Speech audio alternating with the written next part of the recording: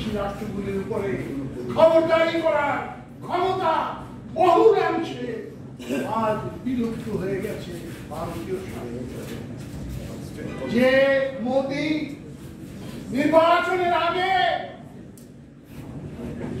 সংবিধান পরিবর্তন করার হুমকি দিয়েছিল, পরশুদিন টেলিভিশনে যখন তার শপথ গ্রহণ অনুষ্ঠান দেখলাম, সেখানে সংবিধানে মাথা ঢুকে অন্তত 50 বার সংবিধানে মাথা ঢুকে তিনি বলেছেন, এই সংবিধানকে রক্ষা করার জন্য আমি জীবন বিসর্জন দেব।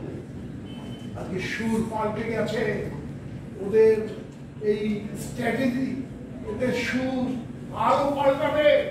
শুধুমাত্র আজ আমরা ঐক্যবদ্ধভাবে বাংলার মানুষ যদি আমাদের গণতান্ত্রিক সংগ্রাম এবং সার্বভৌমত্বের সংগ্রাম, এখানে কয়েকজন বক্তা চমৎকার ভাবে বলেছেন, বাংলাদেশের আজকের গণতন্ত্রের সংগ্রাম বিচ্ছিন্ন কোনো ঘটনা নয়, আমাদের সার্বভৌমত্ব সংগ্রামের সাথে এক এবং অভিন্ন হয়ে গেছে।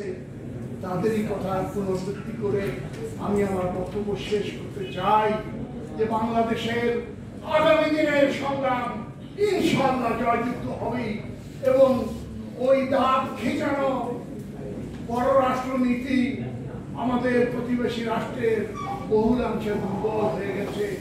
আগামী সংগ্রামে আমরা জয়যুক্ত হবই।